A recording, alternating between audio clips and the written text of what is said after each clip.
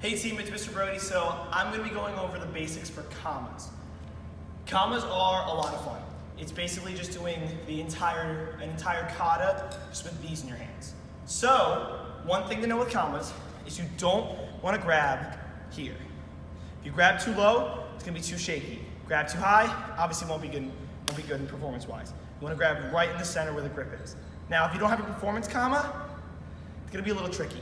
So make sure that you have performance comma or something with a long, lightweight comma move. So I'm going to be going over comma strikes and then one little trick thing you guys can do for commas. So obviously first we need to know how to do our strikes. It's exactly like chops and punches. So for a comma, make sure obviously you have nice stances and your commas are nice and sharp with your strikes. So we're going to do a chop, punch, chop, punch. For chops and punches, you want your comma to do a little flick. Not like a big flick, but a little flick. So when I strike out, my left leg steps out and I go, it's everything like a chop. So if I'm just doing a chop, here. Same thing with a comma. Just imagine you're holding a comma in your hand for that chop. And strike out. It's not up and down, it's to the side. So I'm going to be in my ready position, step out left, chop, going out to the side. And my comma stays in a perfect L. I don't bend it forward. I keep it like this when I chop. From here then, I'm going to turn, and for this one, you are going to do a little flick. It's going to stay up, but you're not going to be pointing it down. A little flick. So when I punch, that's what the motion is going to be. I step out left, chop, and I punch with my right, punch. And it doesn't go straight out, little flick. So one more time, chop, little flick, punch. And if you look, stance is crisp, my comma is nice and straight, and my left hand is at my hip, not up here super high. There are points when you'll do that, but for now you're gonna put it at your hip when you punch.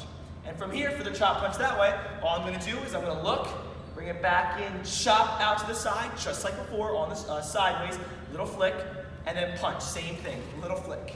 It's still perfectly out. And then from here, remember, practicing going slow first. If you go too fast, you'll have sloppy form. Go slow. So step out left, chop, punch, look right, chop, punch. Those are our basic combination with commas. It's nice and easy because these things are not super complex like staff or sword. It's just like you're doing chops and punches. Now, we're going to do a 7 cut. A 7 cut is you're making a 7 with your commas. So, a 7 cut is you're making a 7. So you're going to take your comma, you're going to have your one hand on your hip, and what you're going to do is you're going to basically make a 7. You're going to cut through, turn, down. So imagine you're taking your one hand, going to your opposite shoulder, and then your same hip. So with your comma, you start out, we'll start in natural stance. I'll come up, I'll chop to my other shoulder. If you look, it's around my other shoulder, but it's still far out. And then I cut down to my hip. So my arm's straight for this one. So one more time, I'll start in natural stance. My right hand cuts across my body, only a little bit, not too much, and through. Same thing with my left hand. I come up, I cut through to my other shoulder, and I cut down, straightening my arm. So one more time, cut a little bit through, fully down. A little bit through, fully down. So imagine you're striking something in front of you and something right below you. So you hit something in front of you, strike something next to you. Hit something in front of you, strike next to you. And you can go makes a 7. So that's our 7 cut. Next we're gonna go to finger roll. So a finger roll is a lot of fun. As soon as you learn it, you're never gonna wanna stop doing it. This is a finger roll right here. It's where you take your comma and you bring it all the way around.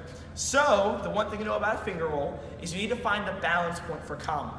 Your finger needs to be at that balance point. So you have to keep your finger right here, and you see how I can just leave my comma like that and it won't even fall? Just like that. So what I'm gonna do is I'm gonna keep my finger there, I'm gonna grab, go down, and all the way around. And you need to go fast, obviously, or it will fall. So you're just gonna bring it down, and little finger around. And I didn't even put that much effort into it, and I'm not bringing my finger around like this. I'm just pushing and doing a little rotation with my finger. I'm doing this to help guide it through. So bring it up, guide it through. And then you can obviously go, when you go fast, you'll have to move your finger less and less. But you take the balance point, which should be, if you have a performance comma, right where the grip ends. And what you do is, you can start here, you let it balance, as you can find it, right about here. So right about here, there you go. And then you go right around. And that's how you practice that. It may be tricky, obviously, at first, but you just gotta make sure you go a little fast and nice, easy motion. And now one thing you don't wanna do is practice on one side and not practice on the other side. So we wanna make sure you do on the left side too. Find the left side, right about here, and then finger roll. And from there you can do both. You can do both. There you go. And it takes some practicing team, it's a little bit tricky, but for now, practice those chop punches, practice those 7 cuts, and practice those finger rolls. And then you should be all good. And then from there, you can start learning more advanced Kama stuff. But yeah, see you guys around.